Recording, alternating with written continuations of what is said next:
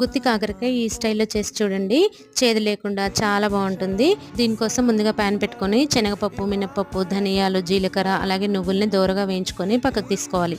ఇప్పుడు అదే ప్యాన్లో కొద్దిగా ఆయిల్ వేసుకొని ఉల్లిపాయలు, ఎల్లుల్లిపాయలను కూడా వేసుకొని వేయించుకొని పక్కకు తీసుకోవాలి. కాకరకాయని అలా 4 భాగాలుగా చేసుకొని ఆయిల్లో ఫ్రై చేసుకోవాలన్నమాట. ఇవి ఫ్రై అయ్యేలోపు మసాలాని ప్రిపేర్ చేసేసుకుందాం. దీనికోసము ముందుగా పప్పు దినుసుల్ని ఒకసారి గ్రైండ్ చేసుకున్న తర్వాత ఉల్లిపాయలు, వెల్లుల్లిపాయలు కూడా వేసుకున్న తర్వాత దీంట్లోని చింతపండు, పసుపు, కారము, ఉప్పు కూడా వేసుకొని గ్రైండ్ చేసుకొని పక్కకు పెట్టేసుకోవాలి. కాకరకాయల్లో కొద్దిగా ఉప్పు, పసుపు వేసుకొని దగ్గరగా మగ్గించుకోవాలి. ఇవి మంచిగా మగ్గిపోయిన తర్వాత పక్కకు తీసేసుకోవాలి. కాకరకాయ మంచిగా చల్లారిపోయిన తర్వాత మసాలా ప్రిపేర్ చేసుకుంది కదండి, దాన్ని స్టఫ్ చేసుకోవాలన్నమాట.